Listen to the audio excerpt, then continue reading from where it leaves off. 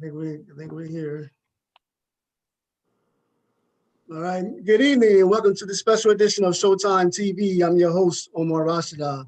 This evening discussion is growing up in the inner city, and so far I have 4 distinguished guests here. They all grew up in the inner city. I think most of them are either Wilmington or New York, and some of them ventured out to different places now. We have Queen Nzinga, Sister Nzinga. We have Marie Lopez, Cassandra Stroude, and Naybu Fullman. Everyone, good evening, and thank you for being a guest. Thank you. Thank you. Appreciate it. Good to be Okay, here. Naybu, you know, we hear all these beautiful women, so we're gonna let the ladies go first. They say ladies first, right? You know, so like That works for me. All right. Okay. So we're gonna everybody can introduce themselves and just talk about what part of town did you grow up in? We start off with Queen Nzinga. Peace and love. Omar, thank you so much for being here. It's always an honor when you give me a call and ask me to be on your show. Yeah, it's been a minute. Yes, it has. When you called me, I was like, okay, sure, you know. But you know, I grew up on the east side of Wilmington, in the 400 block of Sherman Street. And Sherman Street is just like 2 blocks long. It's just a 400 to 500 block. Yeah, right. It was a very, very beautiful community that I grew up in. Lots of families, very, very family oriented. Mm-hmm. Yeah, my grandparents, because you know they live right around the corner on Lombard Street. You know, my grandfather, he has passed a good while ago. My grandma, she's still there, so she ain't going nowhere. Oh, that's good. Yes. Yeah. Okay, Marie. Well, I was born and raised in Brooklyn, New York, and then I've been in Wilmington for the past 20 years, mostly over on the west side, but now I'm on the east side. I'm sorry, I'm on the north side. I say east. East side. My street is east. I'm on the north side. Right. Hey, Cassandra, she's right around the corner where we used to stay at. Yeah, right next door, right off of North Market on Carter Street. Yeah. I'm right around the corner from Carter. Yeah, I'm right on Carter. That's the side street. Yeah. Oh, okay. Uh-huh. Okay, so Cassandra, where did you grow up at? I mean, I know where you grew up at, but the audience may not know. Well, there in Wilmington, actually, the first 10 years of my life, I was in Newark, Delaware. I didn't move to Wilmington next door to you until I was around 11 or 12, somewhere around in there. Okay. Yeah, and then I lived there until I was for about 15 years at least. Okay, great. Okay. Years, uh-huh. All right, Naybu. What you know, man? Where you grew up at? Man, I grew up in the infamous Riverside, man. Riverside Bucket 26. Yeah, right. Bucket 26. Yeah, man. So I lived there until I was about 16, from literally from birth until I was about 16, and then I moved out to Newark with my dad. But Riverside were pretty much my formative years, man. Right. You know, those remember like in the 80s, 90s, 70s, 60s, 50s, you know, I listened to my parents and grandparents, you know, the community, what they say was pretty much a village. You know, you knew your neighbors, you could leave your doors open. I mean, man, it was a close knit. East side stuck together, Riverside stuck together, North side stuck together. Well, so for you four, the community in which you grew up at, did you see it as a village? Did you see it as a community? I don't want to assume anything, but how did you get along with your neighbors? Did you feel comfortable leaving your doors open? Did everybody speak to one another? Did everybody look out for another? I mean, was it a village where you lived at? And let's start off with Naybu. Oh man, thank you. Yeah, it definitely was a village. Omar, you know, I grew up right across the street from Omar's grandmother, or right across the row from Omar's grandmother, and his aunt and I were good friends growing up. So it was, man. It was a community. It was a family, man. No matter where I went, you know, we saw somebody from Riverside, I knew I was okay. You know what I mean? So if I did something wrong, you know, running around the neighborhood acting crazy as a kid, somebody would correct me, and you know, they let me know, hey, I'm gonna tell your mom too. Like, oh man, it's about to get real. You know what I mean? So it was a family, man, growing up. So and you know, you talk about leaving your doors unlocked, man. I remember, you know, in Riverside in the projects, you know, when they turned the heat on, the floors would heat up, right? Yeah, it was hot. So it would get so hot. Yeah, it would get hot. And so we would literally, man, I remember Christmas, you know, Christmas Eve and all that kind of stuff, man, we sleep with the door open, you know, downstairs on the couch, and wouldn't nobody bother us, man. It was, you know, it was great growing up there, 70s, 80s, you know. Right. All right, Cassandra. Well, our block was a community because I lived right next door to you and you were like family. I remember your mom fondly, Right, and right. my uncle used to live right across the street. I remember Right, that. Mr. Yeah. Duncan, And then the Felicianos live right next door. And, the block was a community. If you needed anything, milk, sugar, whatever it was that you needed, you could always ask. I remember your mom actually, in reference to your sister, told my mom, if she acts out of line, you have my permission, go ahead and spank her and let me know. So it was definitely a community growing up there. Now, as far as leaving the doors unlocked, I've always been a little scaredy cat of that. I wouldn't do that if I lived in the country remotely. So, but I probably could leave the door unlocked during that time. Never now, though. Right, definitely, definitely. All right, Marie, was it a village? It was, I like to think, I loved New York in the 80s. I really, really, really loved it. We lived a little bit of ways from Cypress Hill Projects, where my grandmother lived up until about 2 months ago. And she was there my whole life. Where we lived at, our block, still same thing. It was a village. The neighbors down on the other end of the corner, they had kids, so those kids were our babysitters. Now we found each other on Facebook again because we grew up with them. But I remember always going to my grandmother's. Everyone knew each other in whatever section you were at, but whatever floor you resided on. Like, my grandmother's door was never locked. We would come to visit, we walk right in. We knew the neighbors. We knew Miss Pat. We knew Miss Dolly. We knew Miss Teresa. Like, everybody was there. They would have poker games on Friday nights. Like, we grew up with their kids. As we grew older and that generation started to pass on, we still all came back for the funerals because they were like surrogate grandmothers to us. And that's definitely something that I really, really miss, that I feel my kids are missing out on. When I came to Wilmington, I wasn't born and raised here, so I don't share in the dynamic, but I don't think the village is 100% gone. Like, I still see it with a lot of people. They know each other when I go to different events, and people like you guys are talking and remember each other. So it's still there. I can't say what it was in the 80s. I wasn't here, but definitely in Brooklyn, it was definitely a different dynamic than it is now, and it definitely was a village. Hey, Sister Nzinga. Yeah, definitely. Like, I don't know if you guys seen that movie called Peyton Place, but our block, because it's only 2 blocks long, reminds me of that type of thing. We were very community based, and our village was full of, like, one mom would be the one everybody would go to get their hair done. Another one would go to, like, this other mom could cook, this other mom could bake, stuff like that. And we used to share in different things that we used to do for each other, and it was this one elder that lived in our neighborhood, and we all called her Aunt Georgie. And we all grew up calling her Aunt Georgie. And and she had a big family. And when her family came down, we all called them Uncle Al, Uncle Vernon, so everybody, we call them that, even as an adult, I still call them, aunt and uncle. So it was, and a lot of the families would, help each other. And I mean, we used to, like, we definitely would keep the doors open because, our block was, we were more in the 400 block. We were really close knit more. We knew some of the people in the 500 block, but that one block there, we used to look out for the elders, and, we used to do each other's hair, and during those days, we kept our sidewalks clean, and we had to scrub our steps. And so we used to help each other doing things like that. And we played outside in the street because, because it was a smaller street, like not a lot of traffic came through. So we were up and down. We used to have this man who used to do bottle bat contests with us. And a lady around the corner used to make sticky apples. And I mean, it was just very, very close knit. And even now, my sisters are in their 70s. And so we still get together, say, like, get the Sherman Street gang together. And so those that are alive, we come together and we still meet, and do things together, even now.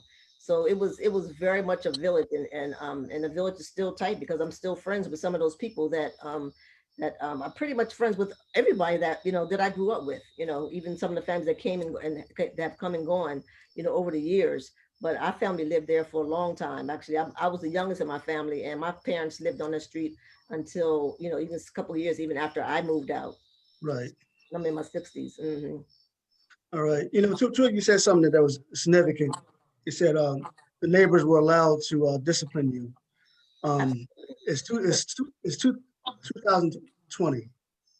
Man, if you start correcting one's child today, you like a fight in your hand. So I'm gonna just throw this question in the air. At what point did we lose that sense of you can correct someone else's child? I mean, was it in the 90s? Was it in the early 2000s? I mean, from your point of view, when did that go away?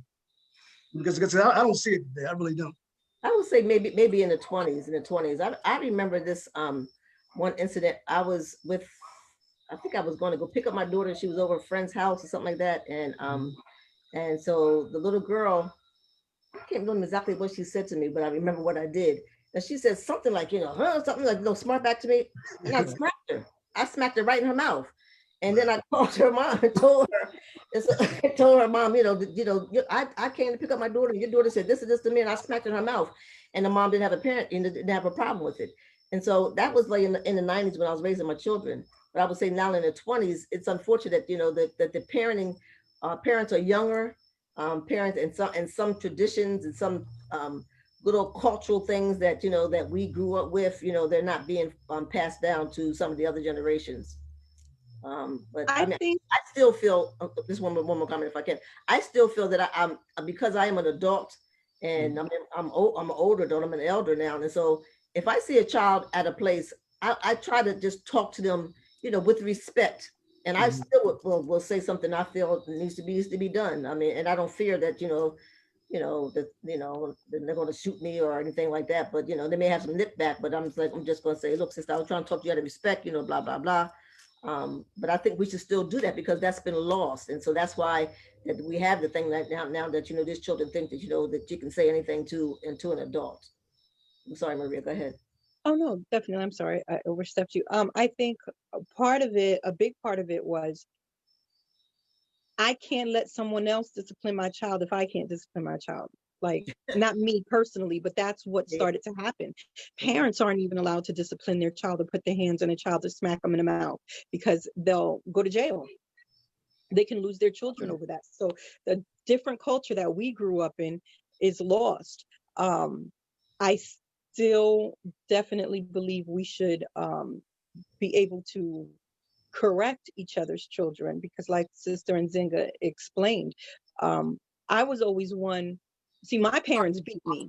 And I without them after age 10. So when I became a parent, I didn't have guidance, and I was okay with other people giving me their insight. I remember having, when I first came to Wilmington, when Deshawn, who is now 25, was 5. And it was on Lombard Street. Miss Terry, she babysat him. And I remember she was so afraid to tell me some things that she thought I might be doing wrong because she thought I might take it wrong. And I'm like, no, please give me your insight, give me your knowledge. Like, that's what I want. Like, I'm a young mom and I don't want to mess this up. So it depends on definitely the person. Like Sister Nzinga said, sometimes you might fear getting shot if you correct somebody else wrong. It's a different type of dynamic. It's a different type of generation. But then also in our own homes, the state has come in and told us what we can and cannot do with our children. And some children take that, run with it, and then they're the next generation who grows up that way without that discipline. So how can they discipline when they were never disciplined? True. And in addition to that, I feel like gone is the days when everybody knew everybody on the block. True. Now you live, you can live somewhere for 10 years and you don't even know the neighbors across the street. You don't know their names. You don't know anything about them, let alone have them discipline your children. So I think that plays a role as well. Yeah. Which is unfortunate. Yeah. It is. And I really can't add much to what y'all said, but it does depend upon the parent. I remember back in the early 2000s, my ex-wife and I, we had a family staying with us, and this was a good friend of my ex-wife's. So she had 2 boys, right? So of course, you know, being a man myself, I'm like, all right, let me, you know, little hands on, you know, try to help them out and stuff like that. But one of them got smart with me, and I had to, so I, you know, I told the mom, and then when the dad came by, I told him, I said, hey man, let me tell you, man, you know, he got smart with me in my house. So I collared him up. He was like, okay, cool.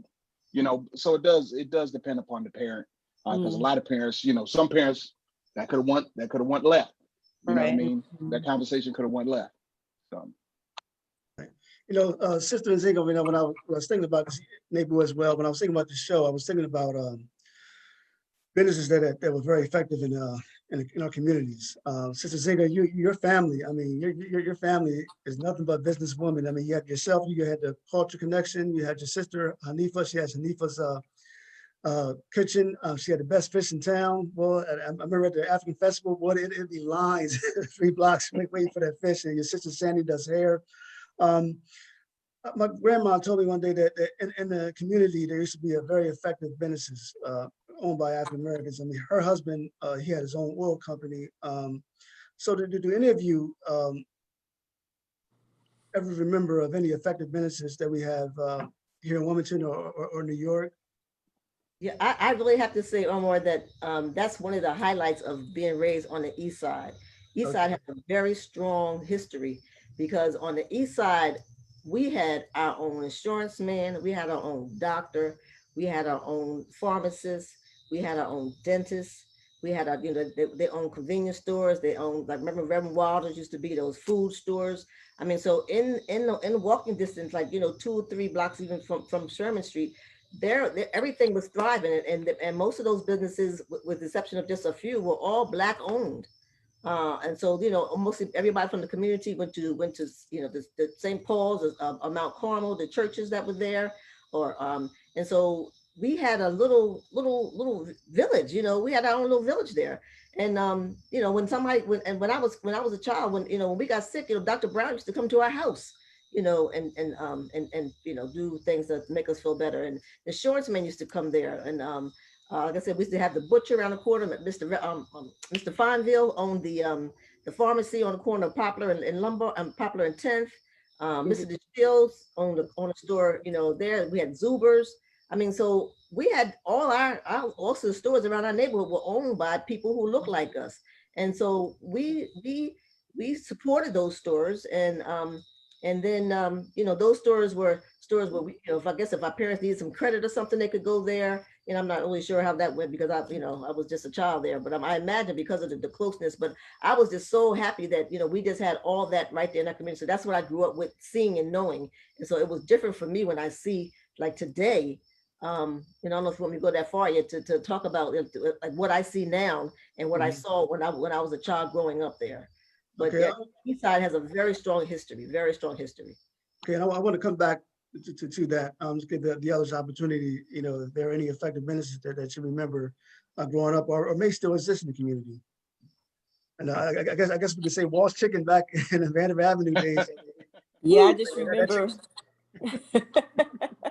Haven't they changed this? Walt's Chicken is gone now, isn't it? Yeah, it's going. It's not, well, it's a Mrs. Walt's Chicken on Lincoln Street, but the one on Vanderbilt Avenue is no longer there. It's townhomes there now. They built it. They tore it down. But I remember that. Waltz still exists. You know, Waltz is on Miller Road, and Miller Road. Yeah. One on Lincoln Street. So one of the brothers that used to own it, I don't know who owns the one on Miller Road, but I know the guy who used to be the manager at the store in Vanderbilt Avenue, now he owns his own Walt's Chicken. Oh, okay. And there's one in Newark. It's owned by OP. Oh, wow. Yeah. Yeah, I think OP got the one in Miller Road, or at least he had it. I think I'm not sure if he still has it. I don't know who owns the one on Miller Road, but I know for sure OP has one in Newark. And okay. I didn't know one was in Newark. Okay. Larry has the one on Lincoln Street. That's so nice that something like that is still existing. Mr. Walt was a very nice guy. Okay, go ahead, Cassandra. So I was kind of. Oh no, that's okay. Yeah, I remember Walt's Chicken from our neighborhood, and of course, I think there was a Black-owned liquor store there on Vandiver Avenue, and of course we had Congo, you know, And that's all I can remember. Maybe a convenience store. There was a convenience store there on Price's. What's the name of that street? I haven't been in Wilmington in so long. Oh, was it Pine Across Street? from the park, Price Street. Oh, Not Pine Street, yeah. I think it Pine was Street. That's Pine it. Street, Pine yeah. Oh, Street. Pine Street, mhm. that was actually owned by my family. The Oh, really? Pine Street Market. Pine Street Market. Oh, okay. Mhm. Oh, Pine okay. Street Market. I remember. Yeah. Nice, Yeah. nice. Yeah. They had Ed Bell. Ed Bell was the funeral home. They were before the condos. Ed Bell was on Papa Street, which is still there. I was gonna say that was when I was a kid. I remember Bell when I was a Ed kid. Bell. Yeah. Yeah. Mm-hmm. Bell family lived on 10th Street. Mhm. So Sister Nzinga, so what you see now is not what you saw maybe 30, 40 years ago. Well, what happened? It's not. Actually, the house I grew up in, I still own that house. Oh, okay. I bought it from my parents a while ago, and so one of my daughters is living there, and it's just different. Like there's one other family that grew up there when I did. They still own their house, and so some of their younger family members are living there also, and those are only two that are the ones that remain from the original owners from Sherman Street when I was growing up. But for the rest of it, like I don't know none of the people there, and on the block at all. You know, they're mostly younger. And I really have to say that the East Side is just I don't like it. I don't like it because I was there recently, and when I drive down like 9th Street, go 9th Street down, make a left on Pine, and then come up Sherman Street. It's like, you know, the young people, and we used to see children out in the streets playing, you know, when we was growing up. You know, the children was out there playing, doing stuff like that, and now you just see folks just hanging on the corners. And and it's unfortunate that, you know, even a few people that's my age is still hanging on the corner, you know. But it's mostly young people, and I don't like it, and I see because the atmosphere is just not the same. It doesn't feel the same. Younger people, they don't clean their sidewalks, they don't clean the streets. You know, they throw trash. They're there like, you know, fussing, smoking, and it's not a friendly atmosphere. It's not, you know, the village, you know. I don't know if they want to consider that a village anymore, because I guess you can't, because, you know, those people don't know each other. There's no interaction amongst them unless, well, if there is, I don't know. I'm not familiar with it. Right, But it's not the same, and it hurts to see, you know, my beautiful neighborhood that used to have that is just not the same. And I understand the dynamics of how the things changed. And so the younger people, some parents, I just feel that the problem with the children is the parents. And so I feel that some parents, you know, just kind of just didn't parent very, very well, according to like what I know that you know, that what we had growing up, you know. And so the children are there, they're hanging, and then the bad part about when you see the younger children there, maybe in their 20s or something like that, they got the little children hanging on the corner with them, you know. So the kids is out there on the corner like in a stroller, or they holding them, or they're standing up there like, you know, hanging out on the corners, and, you know, brothers, you know, talking trash and this and that, you know. Then of course, you know, the little business that goes on here and there.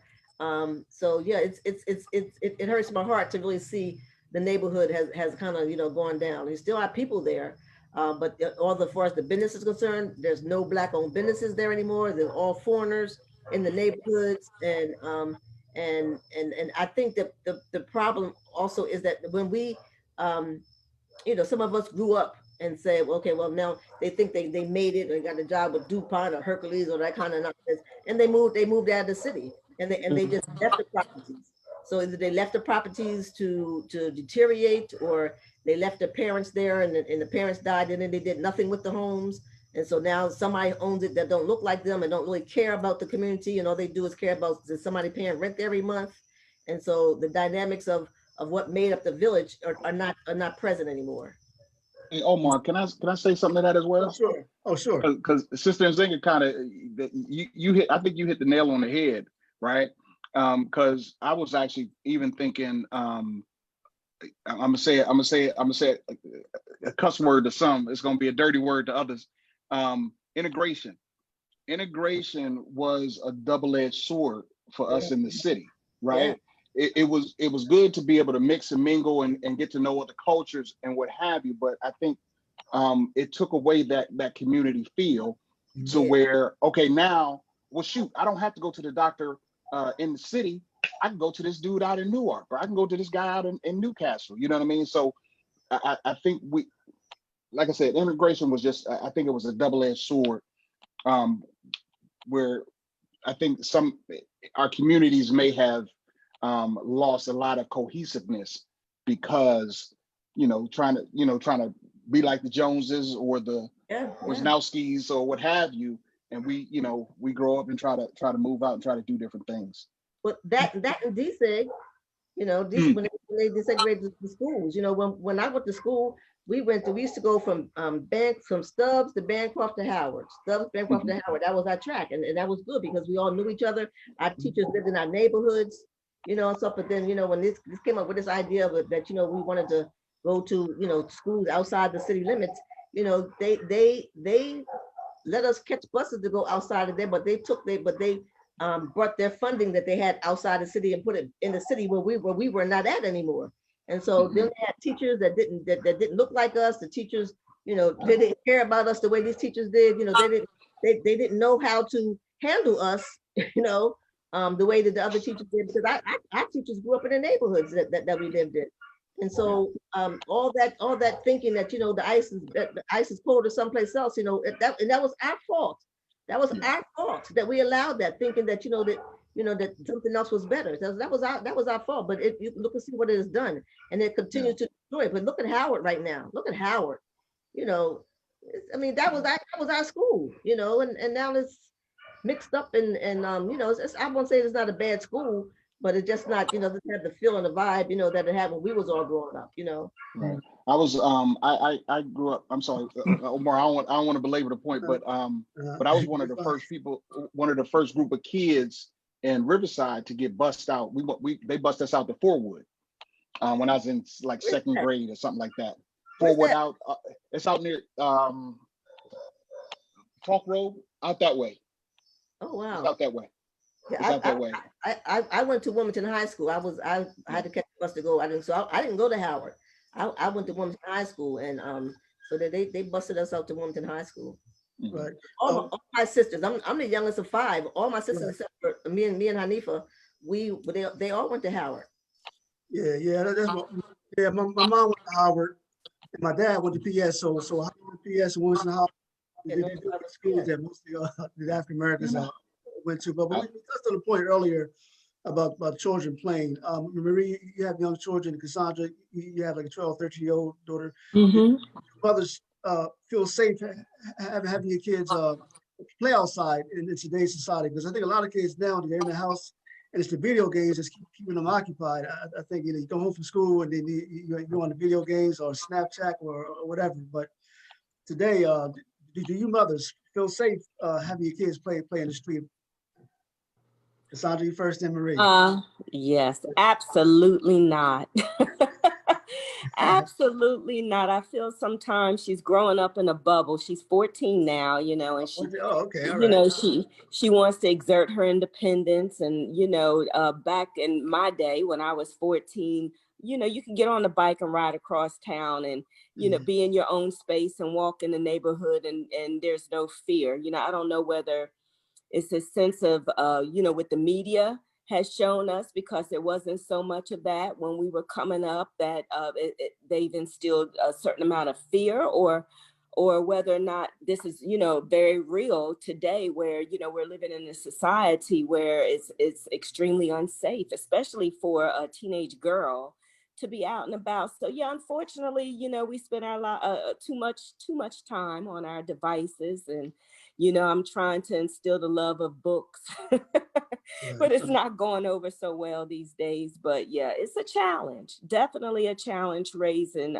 teenagers, young kids in today's age. All right, Marie? Definitely not. There's a couple of things that Sister Nzinga mentioned and Brother Naybu mentioned. Integration also then turned into gentrification, and I see that in Brooklyn, right? Okay. But there was, like he said, it was a double-edged sword. it's unfortunate that we needed that to happen in order to get the funding. Now, yes, funding for our neighborhood that we were still there, even though we were going to another school, we were still getting fundings. Before integration happened, a lot of the inner cities were complaining that the quality of the education was not as good as the suburbs or other areas. That's the reason why we asked for it. It's not something that they just did and we didn't want it. Not everybody wanted it, but a good number did want it. But it definitely was a double-edged sword, because look at where we are now. And with I say that because I have children from 8 years old all the way to 25 years old. From when Deshaun was younger, it was a different dynamic, to now when my youngest one, it was a different dynamic. And I'm constantly very active in fighting the school system and the boards on a lot of things that they do, what they give us, what they don't give us, what other schools have and what other districts have and what we don't have. Like here in Wilmington, I watched Boys and Girls Clubs get shut down. I watched, there's private swim clubs over in Kentwood or Kentmere, whatever you call it. And then here we have the pools open for, what is it, 1.5 months out of the whole entire summer, and it shuts down early. So Right. where are our kids supposed to go? That's why they're on the corner. Where else are they supposed to go? It's very, very heartbreaking for me when I see that.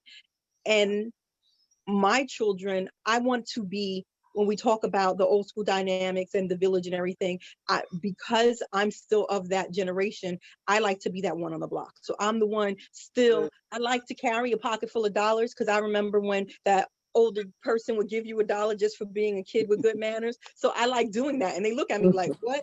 I like to do, and it's surprising when they see $1, like, she just gave me $1 for nothing. I love bringing that back, and they don't know where it's coming from.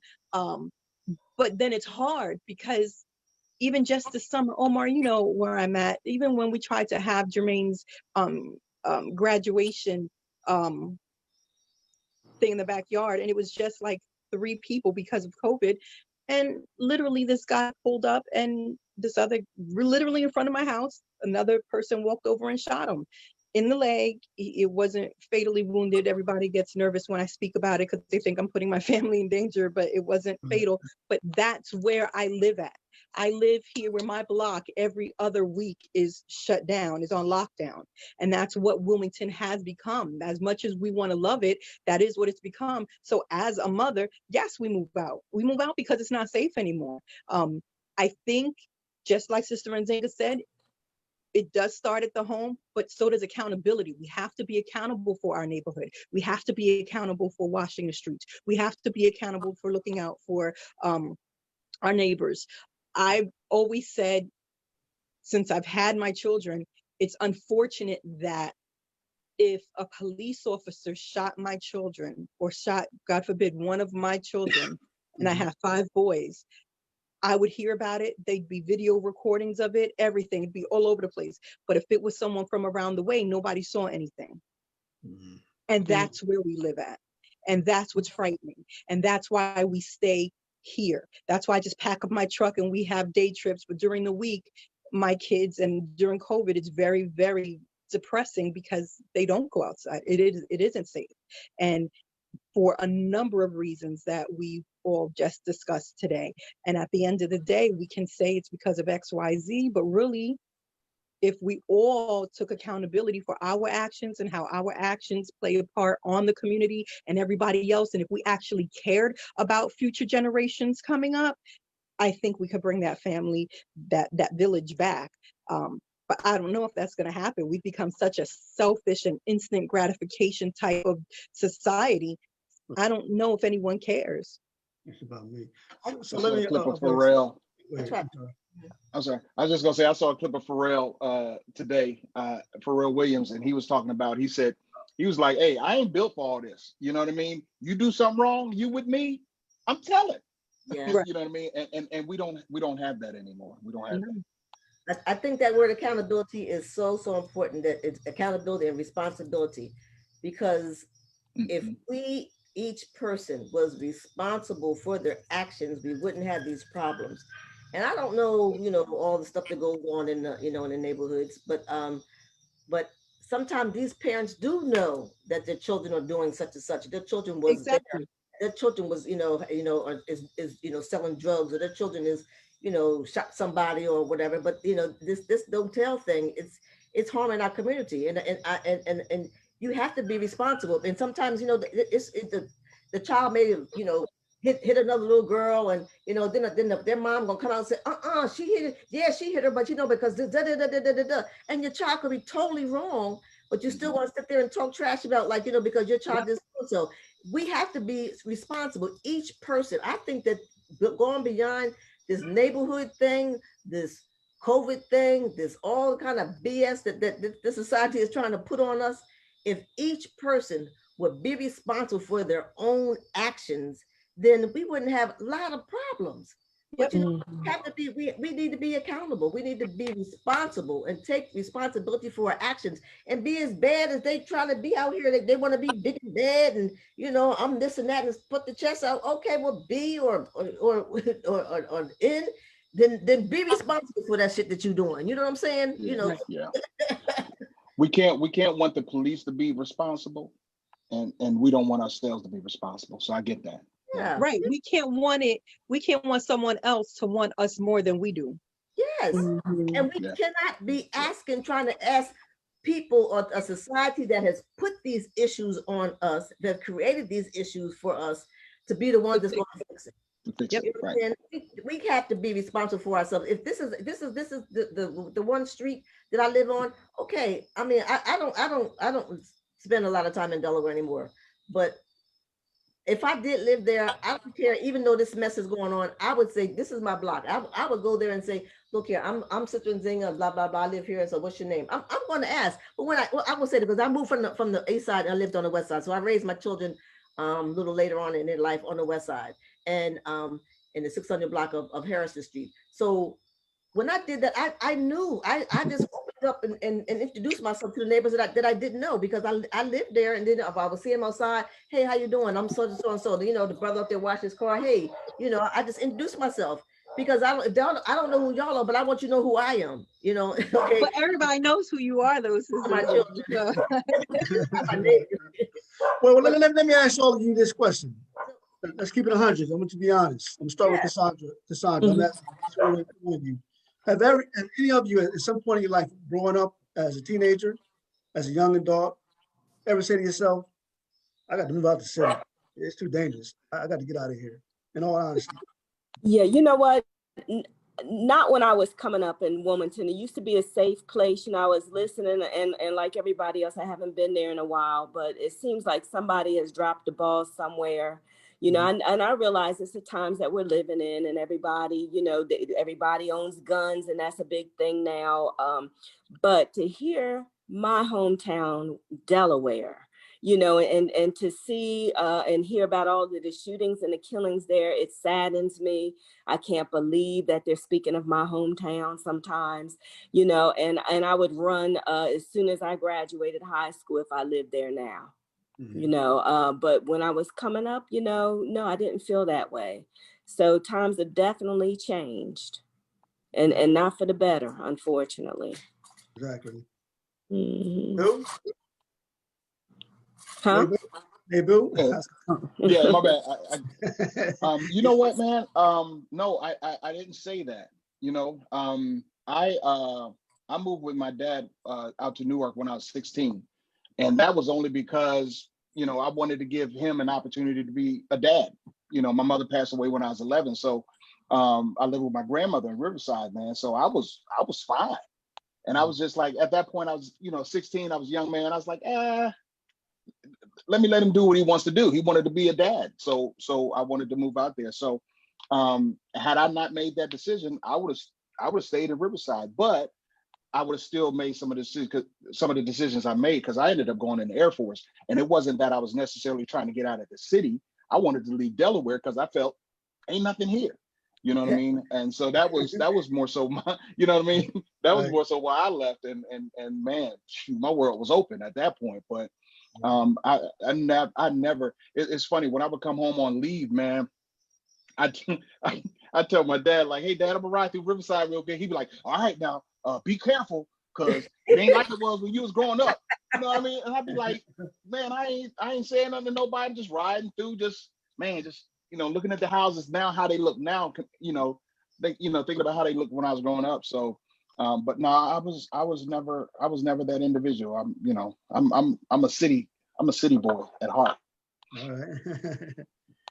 I'm definitely torn. Like for the safety of my children, of course, I feel we need to be in a safer area. However, I can't see myself in the suburbs. Like me, Omar, theater, poetry, like I need the culture and I need to like be around it, even if I'm just driving through, especially in the summertime. There's so many different festivals, just seeing brown people's faces all over the place. It's just something that I can't not have.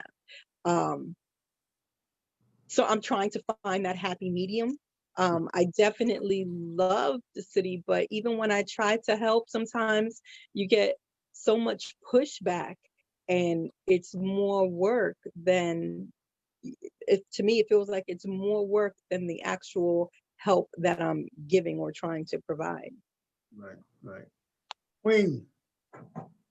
Yes, I would say no, because I had a lovely time, when I was at Bancroft and my high school years at Wilmington High School. I mean, I really enjoyed, my life there. It wasn't until that I had children that I was more concerned, and I didn't move from the east side because of anything. I just found a nice house on the west side, but I was still in the city. So it wasn't until like that, after I had children and when we traveled and things like that, for me personally, that I just decided that I no longer like the city life for me personally. So I like traveling around, in the Caribbean and Central America. I even would love to go to Africa. It's just too far and expensive. But it wasn't until after I became an adult, and then I had just made a decision that once I reached 60 years old, that okay, this is my time. And I've raised my children. They're doing well now and stuff, and so I'm going to go venture out. And so I spent a lot of time, in the Caribbean, and I love it. And I don't think I would ever come back and live in Delaware again. Sorry, but in any city, Wait, because I Nzinga, trees and roosters and birds and stuff. are you in the Caribbean now? I am. Oh, lovely. Oh, nice. In the city of Wilmington, one of the greatest events that I really enjoyed growing up was the African Festival. I mean, you talk about the East Side Steppers, you talk about the African dances, you talk about the fried fish that I was talking about earlier. The community came together. Used to be on East Side. What was that? Kirkwood Street Park, and then they moved to Brandywine Park. But on Kirkwood Street Park, you'll see people you ain't seen there in such a long time.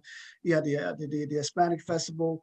Was there any event that any of you, when you were in the city of Wilmington, grew up that you really enjoyed? It may not have been an event, but I remember East Side playing West Side playing Brown Boys Club, East Side in Kingswood Community Center. I mean, they were battled. The community were just battle. Who was the best softball? Who was the best basketball? Who was the best football? I mean, those were some of the greatest memories I had in the city of Wilmington. Any of you have any memories, whether it be New York or Wilmington, that you really enjoyed this particular event? Well, Omar, we cannot forget August Courtly. Oh, yeah. North side, west side, everything. August Courtly was the time when the city of Wilmington came together. Right. And it was so beautiful. All the people, oh my gosh, August Courtly was everything. And I experienced August Courtly as a child growing up. And then even when I owned my business there, I used to do the fashion shows and stuff like that while I was vending. And so August Courtly had a strong ground hold on a community, and everybody from all sides, North, East, South, and West, would all come together, and we would just celebrate ourselves and celebrate our culture. So even before the African Festival, August Courtly was the #1 pro thing that we used to do, and it was beautiful. You guys remember August Courtly, even though you didn't grow up on the East Side? Did you experience August Courtly?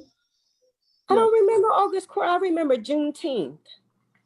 Oh wow, that's long. No, that's August Courtly was way before Juneteenth. Oh, okay, yeah.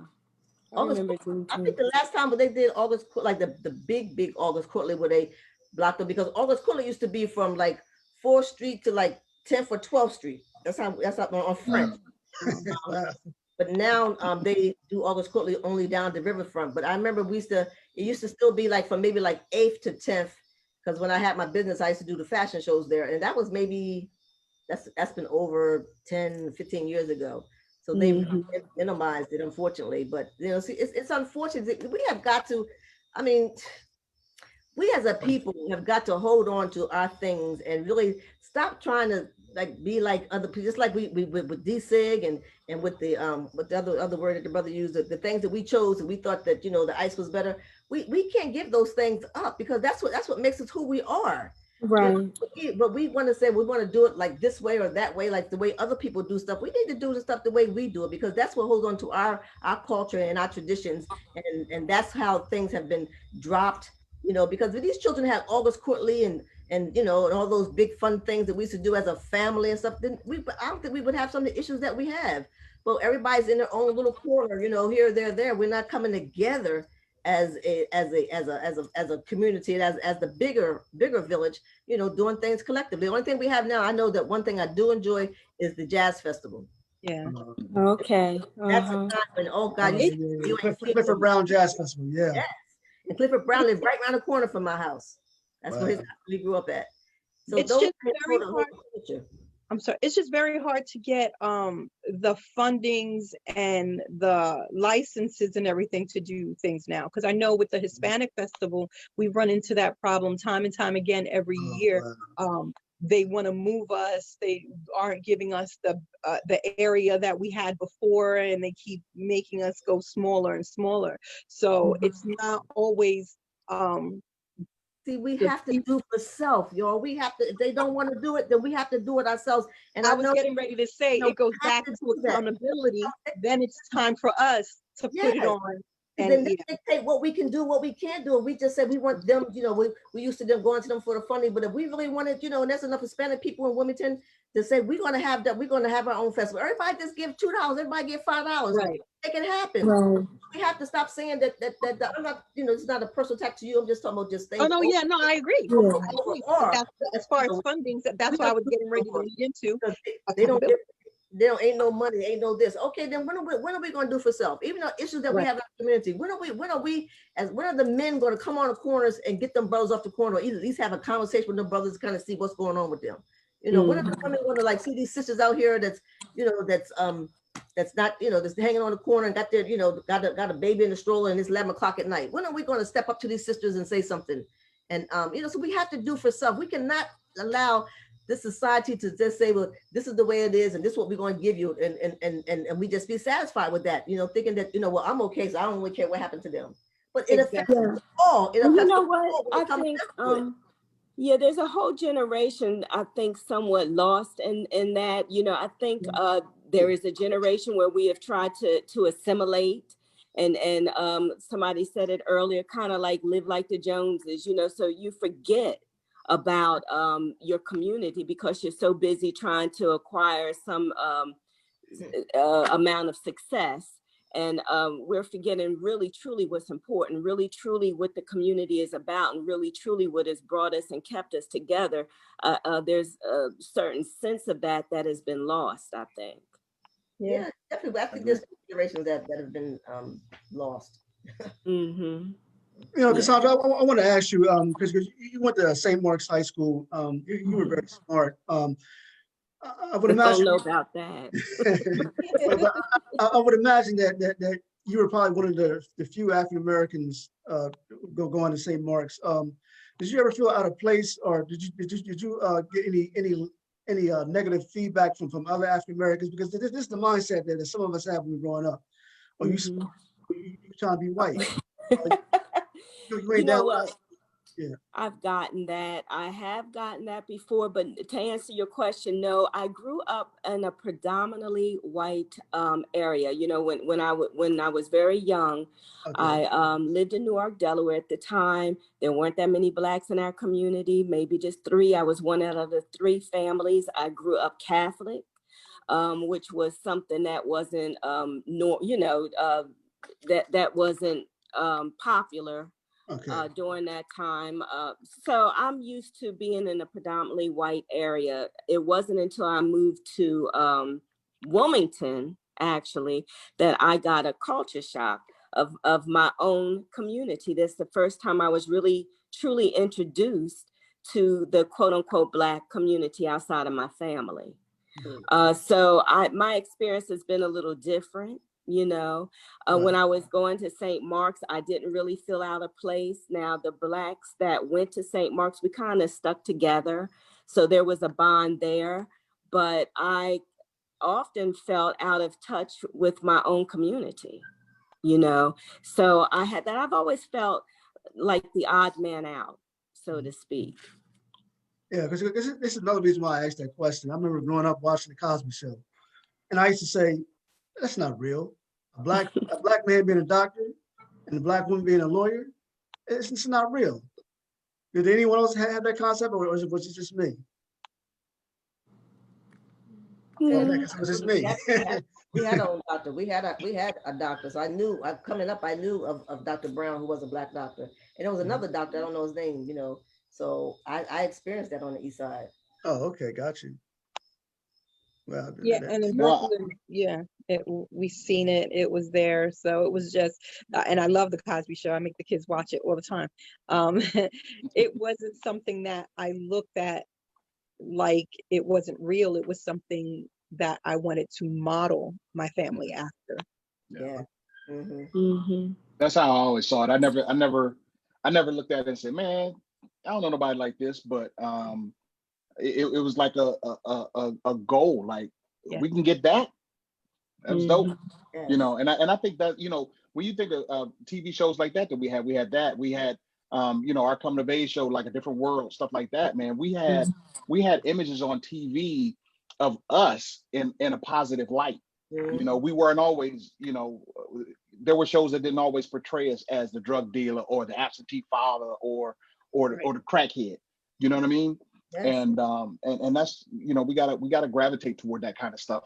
I love Black programming, particularly like Black comics, Black love, you know, the little love comedies and stuff like that, man.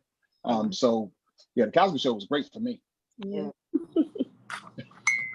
Well, it was a breath of fresh air for me as well, because it's something I didn't readily see. So it was new for me, and you know, it was a breath of fresh air. I enjoyed watching it, and I make my daughter watch the reruns whenever we catch it. I know. I want to talk about your individual's success just for a moment. Naybu, you're a college graduate. Cassandra, did you graduate from Temple? I did. Okay, and Sister Nzinga, I know you have a degree, but Marie, you're an awesome artist. I mean, your poetry, your acting is superb. Growing up, did any of you ever imagine that you'll be successful at what you do right now in terms of being a college graduate, being a hardworking man, a hardworking woman, a business owner, excellent performer with poetry and acting? I want to start with Sister Nzinga. When you grew up as a child, did you know that you were going to be a strong businesswoman, advocate, a dancer, all that good stuff? Because you got a lot of talent. Oh, give thanks, brother. I don't think so, because you know I always wanted to be a tap dancer. So the dancing thing was always in my thing. You know, 'cause my mom, she's a dancer too. So I always wanted to be a dancer. But I got a job at ICI right out of high school. So I didn't go to college after high school. I didn't go to college till after I was out of high school. I was out of high school about 3 or 4 years. And you know, had this job, that job. But then as I was doing it, I was like saying, you know, what's the highest job that I could be here? And I was like, okay, well, that's not good enough for me. And so I decided to go back to college. So I went back to college after being out for several years. And then I ended up, I got a bachelor's degree in computer management science. I used to be a PC specialist. And I worked in that field for 2 years. And then the company that I worked for, they decided they sold the company and they laid off a bunch of people. So I had only worked in my field for like 2 years after my degree. And I got a job right afterwards, but I worked for my field for 2 years, and then I was laid off. And from that point on, I says, no one ever would determine my destiny. because I was like, oh no, not this, not gonna happen to me again. So, then, over a period of time and some different things here and there is when I decided to use my God-given talents, which was dancing and sewing. And so, when I came, I was living in Delaware at the time. And I came back to Delaware and I started doing my little dancing. I started a dance group, me and some other people created Griots Wild Moja. So we was doing African dancing and singing and storytelling and stuff around town. And then I started to sew. But let me tell you, I have to always give Miss Irvin, I think Miss Irvin was my sewing teacher at Bancroft. So that was from junior high school that she instilled that into me. And so I continued to sew even beyond that. And so that was a talent that I had. I could sew. And I came back and I started sewing and I started dancing. And I've been independent ever since. And I had my business for almost 40 years. So I think the business part of me came in through my father, because when I was growing up, my father had several different businesses. Okay. And so I think that entrepreneurship came on with me through, for what I saw my father and being independent, working for myself. But it was because I was laid off, and I just said, because the way I was laid off was that, we came to work at 8 o'clock. At 9 o'clock, they called a list of names and said, let's come to this conference room. And then they told us at that time, okay, we've made some changes. We no longer need you. Here's a letter. Here's a little piece of change. The day's your last day. Go clean out your desk. Mm. I'm like, I went to 5 years of college for this. You want to? So Right. I was just like, okay, never ever again will I work for anybody. And so that's how I became self-employed, and I never worked for anybody else again. So I it's just I guess this is the journey that Spirit had for me, along the way to do this. And thank God he gave me some talents that I could pull on to be able to survive. Okay, Marie, did you knew that you would be such an awesome performer as a little girl? No, thank you, thank you. No, not at all. I wanted to be an astronaut. Oh man, And okay. it's funny because of the whole winter solstice and the planets yesterday. Me and the kids had a little astronomy course yesterday. But no, I think becoming a parent just gives you this hunger to do better, to make more with what you have. And you look at your talents, like just poetry and theater was something that I enjoyed doing. And I'm so grateful that I've had all the opportunities that I did, because now Jermaine, he's in his first semester at the University of Performing Arts, and he just took that over. And in my children, I've also learned a lot about healing and medicine, and that's the courses that I've been taking now, more in herbology and different things of that nature. And I started a different type of business with holistic and metaphysical healing and self-care, and that's doing really well. And it all just came from me wanting to detox out of a lot of the medications that these doctors kept trying to push on to myself and my children, and realizing that that shouldn't be your first go-to. So everything that I've ever done really just came from parenting and what I wanted to project, or what was inside of me that I needed some sort of outlet for. Some people call it a hustle. I call it a hunger. Yeah, you do jewelry now, right? Yeah, yeah, Talk about that. Talk about a little bit. Let the people know. They might buy some stuff from you. yeah, yeah. I love my crystal and gemstone healing jewelry, and the dream catchers, and I do like I make the lip gloss, the organic lip gloss and eyelash serum, anything that I use myself. But I love just making the jewelry. It just came for, it's therapy for me. Like after we get off, I have all my tools here, and I'm going to sit here and make some necklaces and some earrings, because I have a show coming up in 2 weeks. And people just love it. And I have a mentor now who really just told me it's because it's your therapy that you're putting your healing energy into these pieces, and Yeah. other people are really gravitating towards it. So I'm really, really enjoying it. Well, that's very nice. I'm going to have to look at some All of your right. things. And Thank okay, you. Cassandra, I mean, you've been, well, airliner, I mean, you travel well. I mean, probably across the world, and you got a 14-year-old daughter that you're raising. Let's talk about some of the success stories that you have. Oh, wow. Well, you know what? The whole flight attendant gig fell in my lap, actually. And I've enjoyed it tremendously. When I lived there in Delaware, I used to work for Discover Card, and I sat next to a fellow who used to be a ramper for the airlines and told me I had the personality to be a flight attendant. And he connected me with the right person. And, you know, the rest is history. I've been doing that now for 23 years. Oh, wow. And I've always enjoyed it. However, you know, being a parent, it brings about its challenges. I've been away from home a whole lot. And in actuality, during this pandemic, it's changed my perspective a little bit of flying. I've grown a little tired of it. I'm getting a little old. And I'm striking out with the whole entrepreneurship thing now. I have just started selling sea moss, actually. Yeah, I sell raw sea moss, and I can sell gel as well. And my sea moss is imported from Grenada. That's where my father's family is from. And I lost him recently last year. And so it makes me feel a little closer to him. And so, you know, I'm striking out. This is something new, you guys. So, you know, I don't even have a website out yet for it, but I plan to, so stay tuned. But so I'm doing that.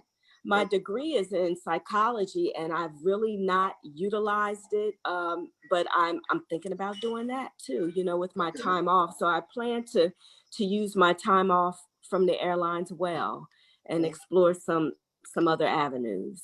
So. That's awesome. Hey, Naybu, man, you know, from Riverside, I mean, well, you have a degree, you have your own entertainment business. You were in the Air Force, so I'm quite sure you got to travel across the world. What's your success like, man? How do you feel about it? You know, it's funny, man. I always think about success, and it's different to everybody.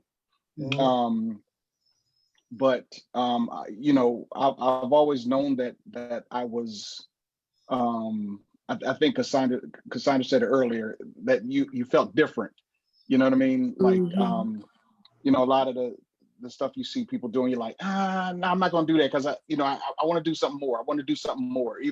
Even growing up, you know, you see people kind of making mistakes or doing stuff. I learned from the good that I saw in people, and also the bad that I saw in people. And I just made different decisions, you know, and that's, if you want to say success, I was successful for me, you know. The military did afford me opportunities to travel. My fiance and I were talking the other day, and she asked me where would I want to go if I wanted to go anywhere in the world, and I was like, I got to think about that, because I've been so many places, you know what I mean? But I don't want to just ramble, but I've done a lot of cool stuff. But it all started in Wilmington, and like I told you before, Omar, it started with your uncle, man. When I would hear him playing the saxophone, Gerald Pennington, when I would hear him playing the saxophone, I'd be like, what's he doing? You know what I mean? And then I just got into music, and it literally just blossomed from there. And even you know, think about some of the people that I've had the opportunity to share stage with. You know, I always think to myself, I remember being in Warsaw, Poland, and I was singing on stage, and I was just thinking to myself, like, dude, you a kid from Riverside, you know what I mean? And I remember watching when CNN first came out. We used to watch the uprisings in Warsaw, you know, with the Solidarity leader Lech Walesa, and I'm sitting there saying to myself, like, you in this country that you used to watch on CNN all the time, you know? So it's amazing, man. And I just know that all of us have a purpose, you know, and it's up to us to find that. But you know, when we were talking about the violence in Wilmington, that's why I feel about particularly some of the young Black and brown brothers who are out there just wilding out, is they have not discovered their purpose. They have not discovered, you know, even though I was born to a 17-year-old high school senior, I was not a mistake. You know what I mean? And each individual, everybody has to understand that, and you got to find that. once you find that, man, like I said, success is different for everybody. Mhm. You know, I didn't want to be a CEO. I didn't want to be, yeah, I don't need to be on MTV Cribs. You know what I mean? Let me be happy with what I'm doing. You know, Sister Nzinga, December 26th to January the 1st, you know what it is. Yeah. It's Kwanzaa. For those who may not know, you know, Kwanzaa has been very, very relevant in our communities because we had it at different places in the inner city for a long time. And you're one of the pillars that's brought Kwanzaa all together. So for those who may not know exactly, they may have heard of Kwanzaa but don't know what it is. So if you could define what is Kwanzaa and discuss briefly the 7 principles. Wow. Okay. Well, long time ago, Malana Karinga created this holiday for people of African descent. It's not a holiday that's actually from Africa. It was a holiday that was created from different pieces of cultural things. Kwanzaa is a 7-day celebration. Starts on December 26th. It ends on January the 1st. It has 7 principles and has 7 symbols. And those principles are foundations that can really, if practiced on a regular basis, that would really bring not just you personally, you know, a better, strong foundation within yourself, but it would also help out the community. And which is unity, collective work responsibility, cooperative economics, creativity, purpose, and faith. Self-determination. I skipped self-determination. So these pillars are things that you could use to help, you know, build your foundation. So Kwanzaa is celebrated after Christmas. Is not to replace Christmas. It's a holiday that's just for people of African descent. And so what you do is you take those principles and you look and see what have I done this year, and evaluate yourself, you know, your community or your family and the nation, and say, well, what are the things that I can improve upon? And so you say, well, how did I show unity? Okay, well, I did this and this, but how can I do it better? So when you take those principles and you see, well, what can I do better? And then you project, okay, for this year, I'm going to be showing my unity by doing thus and so. It's a place that you include the children. It's a big feast that's at the end, but it's a holiday that I think that many people should really get into, because this really was for us, by us, and and if we at least can practice cooperative economics, we can at least be determined. We can definitely have the faith and use our creativity, because you know we are creative people, and so just use these principles in your daily life, and it will just help you individually to be a better person. And then you pass those things on to your children, your grandchildren, and instill those principles, and we can be, you know, help us to build a better nation. But it is coming up, and I passed the baton on to Kima Bellardo. And so if you're familiar with Facebook, if you go on Facebook, there is a what's it called, Delaware Kwanzaa. It was African Connection. The African Connection, and they have their own page, and there is a list there. I'm sorry, I don't have it handy. There's a list there telling you about where the celebrations are going to, well, not where they're going to be, because actually this time it's going to be on a Zoom thing, unfortunately, because we can't gather. But what we used to do is all 7 days we would go to different locations throughout the city, and we would all celebrate Kwanzaa together. But this year it's going to be on Zoom. So please go now. And African is spelled with a K. That's the correct way. The Africa is spelled with a K, AFRIKAN. African Connection, and it is on Facebook. So please go and support that in Wilmington. And now you don't have to be in Wilmington, since we were all scattered wherever. So please, you can still go on Facebook and see that, and then participate in what's going on for Kwanzaa, or create Kwanzaa, you know, wherever you are. But it's a very strong and a wonderful growing holiday for people of African descent. Okay, so we're going to be closing out. I want to give each and every one of you an opportunity to say any closing comments, any words of encouragement, any positive things that you want to say to those who are watching, whatever's on your mind. Just feel free to speak, because this was a wonderful show, and I had some awesome guests, and thank you all for coming this evening. So let's start off with Naybu. Thank you for calling on me just as I'd had my little coughing spell. No, but first, Omar, as always, man, I appreciate you for having this format, brother. You know, with COVID, I mean, we got to be safe, and I think this is still a beautiful platform that you can get people, you know, people from the same communities, but maybe scattered around the world, man. This is amazing. I guess the only thing I can say, you know, this year, this is a different year for everybody. I know everybody's kind of going through because, you know, I was reading an article yesterday where many entrepreneurs are feeling, you know, getting depressed, they're stressed out, not only with having to deal with, you know, how to keep their businesses alive, but just the stresses of this COVID pandemic. So what I would suggest this year in particular is to draw close to your family, your loved ones that have been there for you since day one. Those you know, reach out to people that you haven't seen in a while. Those you haven't talked to in a while. And that's something I'm even preaching to myself when I say that. Remember, this season is about love. Sister Nzinga, thank you so much for mentioning Kwanzaa. It is something I wrote down that website because it is something that I want to. I've always known about it, but you know, you kind of like, I don't really do it. So, but now may be the time to start doing that, to start looking at it. You know, so we can do this. We can do this. Life is short, but at the same time, life is love. So find love, find your purpose. We can do this. Okay. Marie? Oh, I like that. Life is love. Life definitely is love. Love yourself. Love yourself. Now is a time to, we're home. We're all home. I would like everyone to stay careful, to stay safe. Pick up a hobby. You know, the internet, we didn't have the internet growing up. Now everything is at your fingertips. Practice self-care and stop speaking death onto your families, your children, your life. I believe there's power in words. Practice positive affirmation. We're talking about our city. We talked about a lot of problems the city has, but we also talked about some great things that the city has.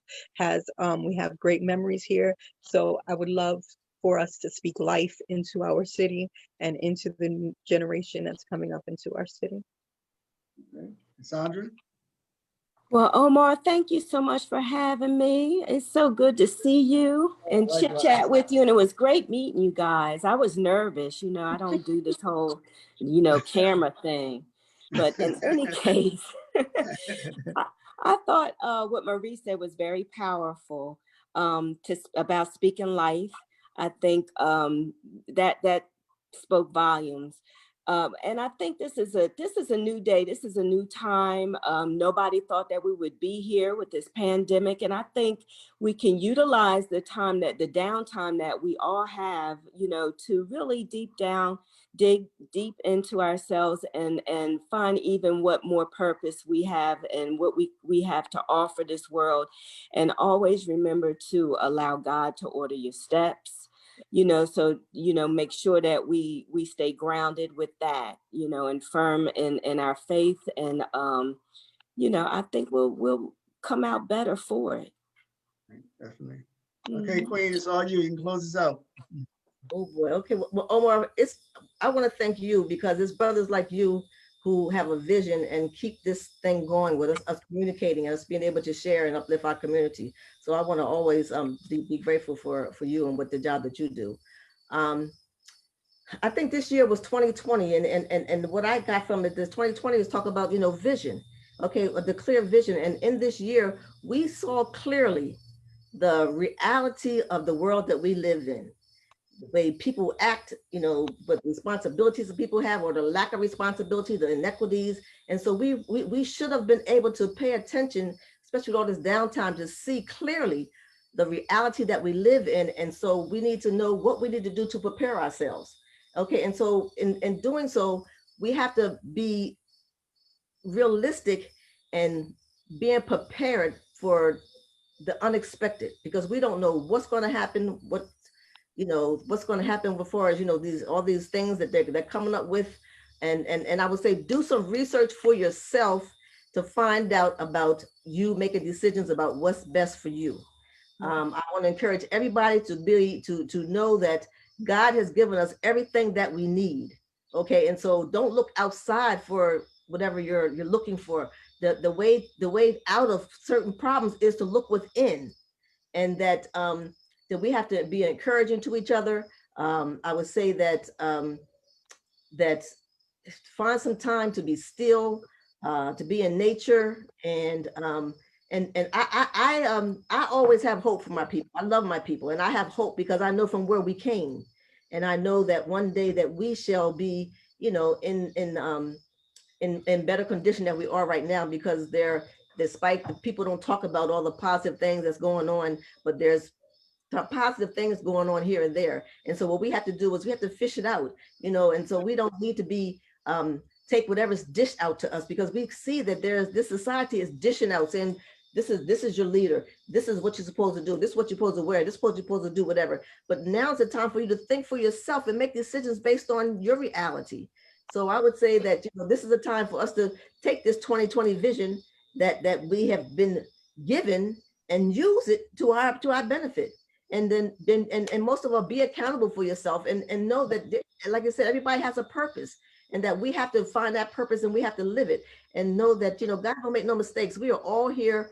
God has created us all for a reason to be here, to contribute to this mass world that we live in, and that, you know, and I believe that God's going to be the only one to get us out of it. Okay. So I just thank you. Nice meeting the people on the panel, and I thank you, Omar, for the wonderful job that you're doing. And I know that you're seeing that your gifts that you've been given, and we all need to see those gifts, and don't have to worry about whether it's popular or whether it's the trending thing. You know, be proud and stand strong in who you are, and know and love yourself, and just be who you are. You know, we have to be, because, you know, we are humans having we are spirits having a human experience. And so we have to know that, you know, even though everybody's wearing red now, or everybody's doing this, or everybody's wearing eyelashes, or I'm just using as an example, not trying to, you know, people can choose whatever, but, you know, you don't have to do what everybody else is doing. You can do you know, so do you. And I love you all. So thank you so much, Omar, for this opportunity, and continue doing what you're doing.